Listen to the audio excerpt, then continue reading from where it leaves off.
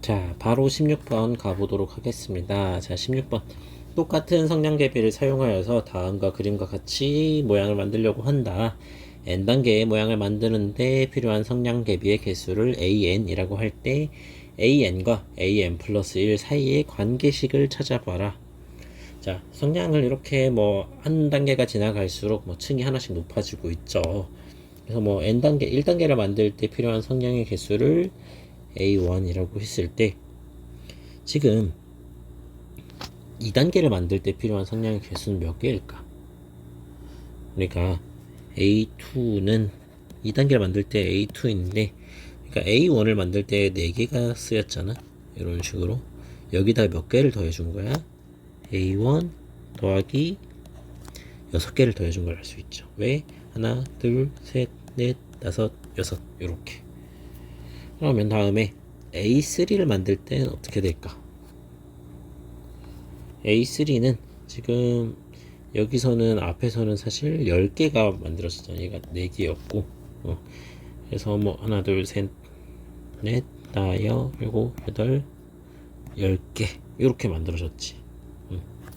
그러면 이제 봤을 때 밑에는 3개일 땐 하나 둘셋 4개 이 세로로 된 거 4개와 가로로 된 거 3개 그리고 추가로 하나가 더 필요한 거지. 이러고 봤더니 우리가 앞에서도 2단계일 때는 세로로 된 거 3개에 가로로 된 거 2개에 플러스 하나 이렇게 된다는 걸 알 수가 있었고, 그래서 일단 이때는 A2 더하기 8이라는 거 알아냈고, A4일 때는 앞에서 쓰인 거 하나 둘 셋 3층까지일 때 쓰인 거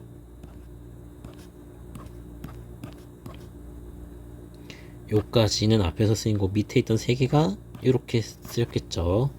그러고 봤더니 이제 세로로 4단계에서는 하나 둘 셋 넷 5개 그리고 가로로 하나 둘 셋 4개에 별도로 하나 이렇게 붙는 걸 알 수가 있겠죠.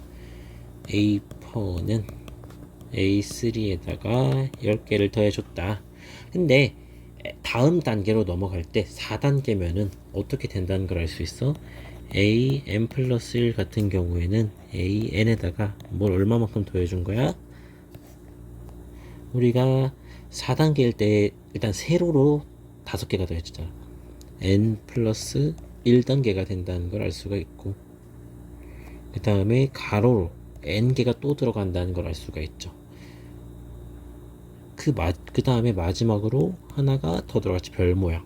자, 그러니까 요게 동그라미 모양, V 모양, 별 모양 이렇게 더해졌다는 걸 알 수가 있죠.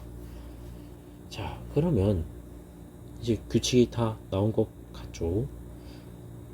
그러니까 2단계일 때는 동그라미 3개, 2개에다가 하나 더해준 거.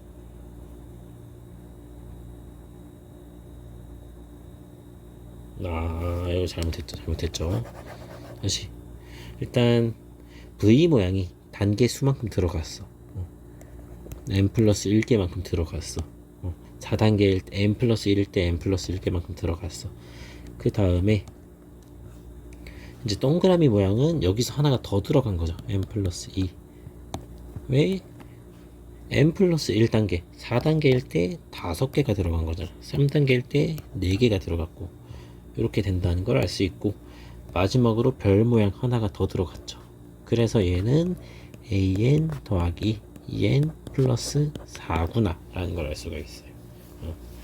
그러니까 세로를 봤을 때 이렇게 됐고, 그러니까 위에 이 사선으로 짝대기 그어진 거는 전 단계에서 썼던 친구들인 거고, 그 다음에 세로, 가로, 그리고 위에 하나 남은 거의 규칙을 봤더니 an 플러스 1은 전 단계에다가 2n 플러스 4개만큼 더해주면 되는 거죠.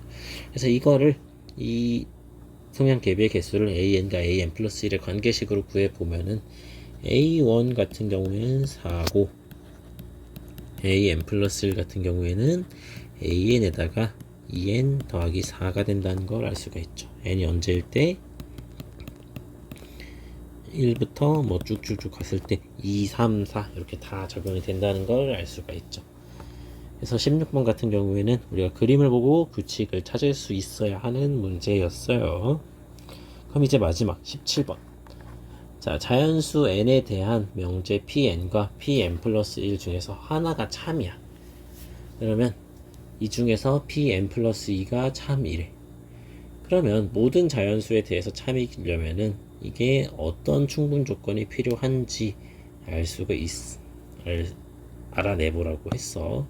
자, 그러면 일단 첫 번째 우리가 제일 수학적 귀납법을 할 때 제일 먼저 생각을 해줬던 거는 우리가 항상 가장 작은 자연수일 때 이게 되는지 봐주는 거였잖아. 그래서 만약에 P1이 참이라고 해볼게요. P1이 참이야. 그러면 Pn과 Pn 플러스 1 중 하나라도 참이면 Pn 플러스 2도 참이기 때문에 P3도 참이겠죠. 그러면 P3가 참이면 P2랑 P3 중에 하나라도 참이니까 P4도 참이겠지. P4가 참이면 P3랑 P4가 참이니까 이걸 가지고 P5도 참이겠죠.